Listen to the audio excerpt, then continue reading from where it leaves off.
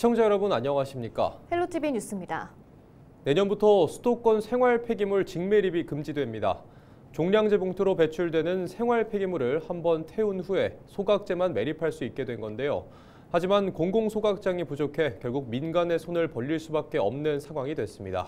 여기에 종량제 봉투 가격도 인상 조짐을 보이면서 결국 시민들에게 부담을 전가하는 것 아니냐는 우려의 목소리도 커지고 있습니다. 송효찬 기자의 보도입니다. 내년부터 수도권 생활 폐기물 직매립 금지가 시작됩니다. 공공소각장 건설 계획이 구체화된 곳은 1년 유예가 가능하지만 현재까지 이 요건을 갖춘 곳은 단 한 곳도 없는 상황. 입지 선정 단계부터 주민 반발에 부딪혀 한 발짝도 나가지 못했다는 것이 그 이유입니다. 이 같은 상황에 결국 민간의 손을 벌릴 수밖에 없는 상태입니다. 일시적인 거라고 봐요. 단기적인 전략인 거죠. 공공소각장 확충까지는 어쨌든 민간을 활용하고, 민간 자체가 아까 좀 가격 자체가 상승 우려도 있고 중간에 여러 가지 변수가 있기 때문에 어차피 공공소각장 확충하는 거는 어차피 저희가 해야 되는 마지막 단계예요. 문제는 비용입니다. 현재 수도권 매립지에 생활 폐기물을 직매립할 경우 처리 비용은 1톤당 11만 6,855원, 공공소각장을 이용해도 12만 원이 넘지 않습니다. 반면 민간 소각장의 위탁 처리 비용은 톤당 14만 원에서 16만 원으로 최대 30% 이상 비쌉니다. 심지어 20만 원이 넘는 곳도 있습니다. 한국환경공단 자료를 보면 지난해 인천에서 배출된 생활 폐기물은 28만 7천여 톤, 이 가운데 21만 5천여 톤은 소각 처리됐지만 나머지 7만 2천여 톤은 직매립됐습니다. 내년부터 인천에서는 연간 7만 톤 이상의 물량을 민간 소각장에 맡겨야 한다는 것입니다. 톤당 20만 원으로 단순 계산하면 7만 톤일 경우 약 140억 원이 투입될 것으로 추산됩니다. 직매립 비용을 최대 12만 원으로 가정해도 약 60억 원 가까운 추가 비용이 발생합니다. 이 같은 비용 상승 압박은 즉각 주민 부담으로 이어지고 있습니다. 늘어난 처리 비용을 감당하기 어려워진 인천 지역 일부 지자체는 종량제 봉투 가격 인상 카드를 만지작거리고 있습니다. 부평과 계양, 남동, 연수 등은 올해 1월 20리터 기준 종량제 봉투 값을 16% 인상한 870원으로 올렸고 다른 지자체들도 인상을 계획하고 있습니다. 전혀 대비 120원 올랐거든요. 16% 정도 올랐고 아직까지는 없어요. 또 서울과 경기도 내 지자체 역시 인상 계획을 내놓거나 추이를 지켜본 뒤 가격 조정 여부를 검토할 방침인 것으로 알려지고 있습니다. 대책 없이 직매립은 안 된다라고 하는 것만 내놓는 것은 서로 좀 엇박자가 나고 있는 정책 아닌가 이런 생각이 들고요. 직매립 금지에 대한 주장하는 것만큼 소각장에 대한 대책도 인천시나 각 지자체가 내놓는 것이 함께 필요하다고 봅니다. 수도권 생활 폐기물 직매립 금지 조치가 코앞으로 다가왔습니다. 하지만 지자체들의 준비 부족으로 그 피해가 고스란히 시민들에게 전가되는 것 아니냐는 우려가 나오는 만큼 대책 마련이 시급해 보입니다. 헬로티비 뉴스 송유창입니다. 조용익 부천시장이 지난 24일 정부 서울청사에서 윤호중 행정안전부 장관을 만나 부천시 정책과 안전, 재정 분야 핵심 현안에 대한 정부의 지원을 요청했습니다. 조용익 시장은 먼저 부천 도시개발 등 지역 특성에 적합한 정책 연구와 분석을 위해 시정연구원이 필요하다며 조속한 허가를 건의했습니다. 또 소규모 사유시설의 긴급 안전점검 등 사유시설 안전관리 강화를 위해 재난 및 안전관리 기본법 개정이 시급하다고 강조했습니다. 이와 함께 지방 재정 부담이 크다며 보건복지 분야 사회복무 요원 사업의 지방 이양 철회도 함께 요청했습니다. 김포시의회는 25일부터 제264회 정례회를 진행하려고 했으나 운영위원회 파행으로 회의가 연기됐습니다. 김포시의회 운영위원회는 25일 오전 정례회 의사 일정 결정과 예산결산특별위원회 구성을 하려고 했으나 국민의힘 소속 의원들이 회의에 참석하지 않았습니다. 운영위원회는 민주당 의원 3인, 국민의힘 의원 3인으로 구성되어 있는데 국민의힘 의원들이 참석하지 않아 의사 정족수를 채우지 못해 정회됐습니다. 한국GM이 내년 2월 15일부터 직영정비소를 전면 폐쇄하겠다고 통보한 뒤 노조가 산업은행과 정부에 적극적인 개입을 요구하고 있습니다. 노조는 단순한 적자 구조 개선이 아니라 고용 안정과 지역 경제, 산업 생태계에 연쇄적인 피해를 일으킬 수 있는 문제라고 지적하고 있습니다. 이관성 기자가 보도합니다. 파렴치한 행태로 한국GM 직영정비소 매각을 반대하는 노조원들이 산업은행 앞에 모였습니다.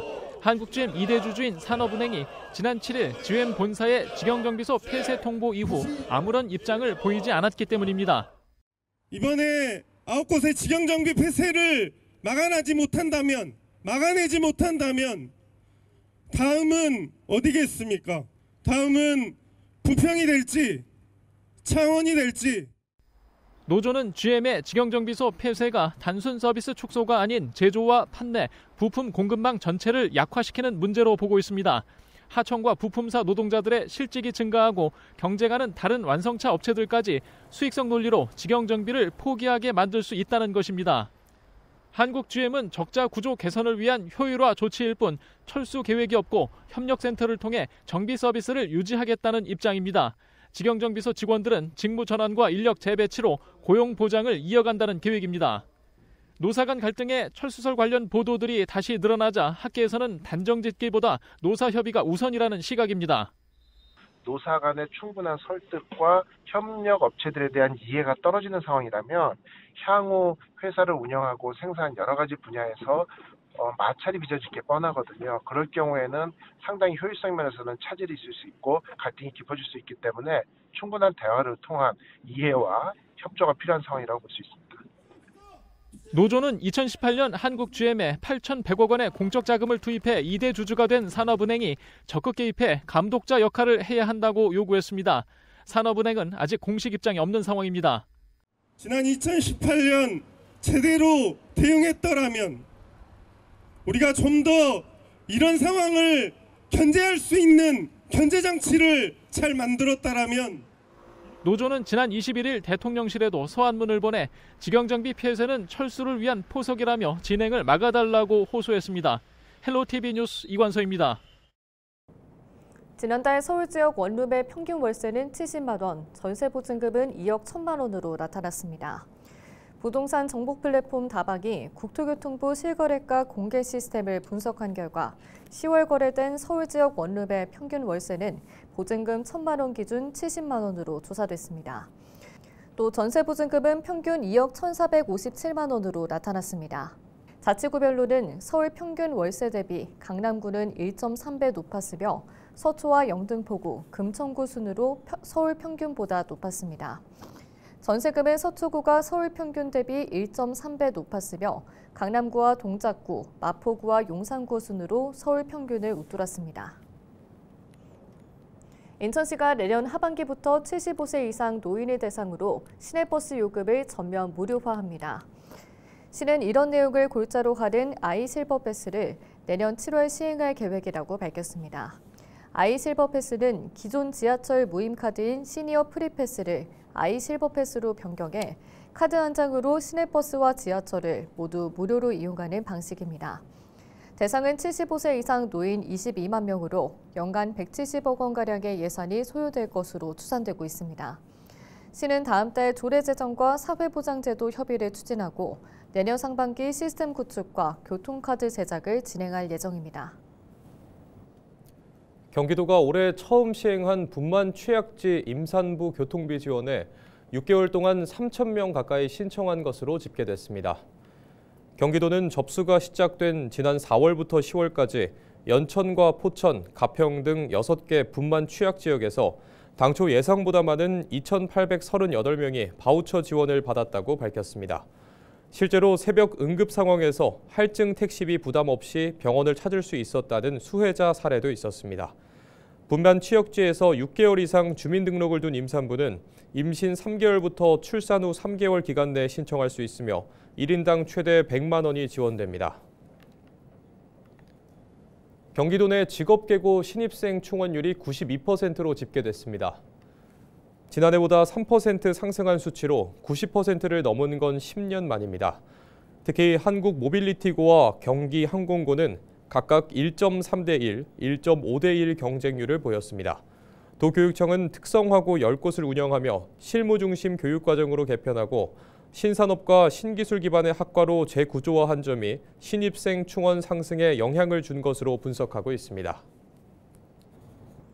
서울시 교육청이 26일 교육 공간에 대한 비전과 핵심 정책을 교육 공동체와 함께 공유하는 서울 미래교육 공간 혁신 비전을 선포합니다. 서울시 교육청은 1960년대 학생 수 급증기에 맞춰 획일적인 건물이 대량 공급됐고 상당수는 40년 이상 노후화됐다고 밝혔습니다. 이에 따라 학교 공간의 새로운 전환기를 만들기 위해 3대 핵심 전략과 11개 세부 사업이 포함된 혁신 비전을 선포하게 됐다고 설명했습니다. 3대 핵심 전략은 소통 협력을 통해 배우는 학생 중심 교실 조성, 교육 공동체와 함께하는 지속 가능한 학교 건물 구축, 도심 속 학교의 초록 생태 공간 조성입니다. 또 AI 플레이 스튜디오, 학교 간의 숲길, 더 안전한 학교 등 11개 세부 사업을 시행합니다. 2025년 하반기 경기 살리기 통큰 세일이 오는 30일까지 진행됩니다. 경기도는 전통시장과 골목 상권을 살리기 위해 행사를 기획했는데요. 행사에는 경기 지역 429개 상권이 참여하며 지역화폐로 결제 시 건당 최대 20%, 하루 최대 3만 원까지 환급받을 수 있습니다. 지급된 환급금은 오는 12월 31일까지 사용할 수 있는데요. 공공배달의 8인 행사도 동시에 진행됩니다. 현행 교원지휘법이 담고 있는 교원지휘 향상과 교육활동 보호 기능을 분리 입법해야 한다는 목소리가 나오고 있습니다. 경기도 교육청은 25일 교원지휘법 분리 입법화를 위한 최종 연구보고회를 열고 교육활동 보호에 관한 법률 제정 시안을 공개했습니다. 이번 연구에서는 가칭 교육활동 보호에 관한 법률에 교육활동에 대한 정의부터 정책심의위원회 설치, 교육활동 보호조사관 운영과 보호자의 손해배상 책임, 침해행위 가중처벌 특례를 담았습니다. 임태희 경기도 교육감은 현행 교원지휘법에 교원지휘와 보호 기능이 혼재돼 있어 이를 명확히 분리해 법적 기반을 다질 필요가 있다면서 입법 절차를 추진하겠다는 계획을 밝혔습니다. 경기도 교육청이 세계 어디서나 배울 수 있는 온라인 기반 한국어 교육 모델을 선보였습니다. 이른바 경기 한국어 랭귀지 스쿨 3섹터는 국내 다문화 학생뿐 아니라 해외에서 한국어를 배우고 싶어하는 사람이라면 누구나 학습이 가능하도록 개발됐습니다. 도교육청은 지난 3월부터 시범 운영을 거쳐 시스템을 보완한 뒤 24일 행사를 통해 최종 모델을 공개했습니다. 임태희 경기도 교육감은 이날 한국어를 통해 문화와 세계를 잇는 글로벌 교육 환경을 확대하겠다는 계획을 밝혔습니다. 경기도와 경기주택도시공사가 오는 28일까지 공사 현장 15곳을 대상으로 합동 안전점검을 실시합니다. 점검 대상은 중소고 작업, 중장비 운용, 밀폐공간 작업 등 중대재해 우려가 큰 주요 작업 현장입니다. 경기도는 중대재해 유형별 맞춤형 안전 가이드를 기준으로 안전수칙 준수 여부와 안전장비 활용 실태 등을 점검할 계획이며 미흡 사항이 발견될 경우 현장에서 시정 조치를 내릴 방침입니다. 경기도청 북부청사 경기 평화광장에 반려견 간이 놀이터 해맑개가 조성됐습니다. 해맑개는 약 270제곱미터 규모로 최고 40cm 미만의 중소형견이 이용할 수 있는 전용 공간인데요. 운영 시간은 매일 오전 7시부터 오후 10시까지입니다. 이용자는 반려동물 확인증을 스캔한 후 입장할 수 있는데요. 경기도는 1개월간 시범 운영을 한 뒤 시설과 운영 방식을 보완할 예정입니다. 인천 송도 센트럴파크가 올해 모범 도시숲에 선정됐습니다. 산림청은 매년 도시숲의 관리 수준을 높이고 이용자의 만족도 향상을 위해 우수하게 조성되고 관리되고 있는 도시숲을 발굴해 인증하고 있는데요. 올해는 전국 공원 27곳 중 6곳을 올해 모범 도시숲으로 선정했습니다. 이 중 송도 국제도시에 있는 센트럴파크도 포함됐는데요. 송도 센트럴파크는 도심 내 녹지 제공과 열섬 현상 완화, 소음 감소와 대기 정기 기능 등 숲으로서의 역할뿐 아니라 지역 주민의 삶의 질 향상에도 크게 기여한 점을 높게 평가받았습니다. 이상으로 뉴스를 마칩니다. 시청해주신 여러분 고맙습니다.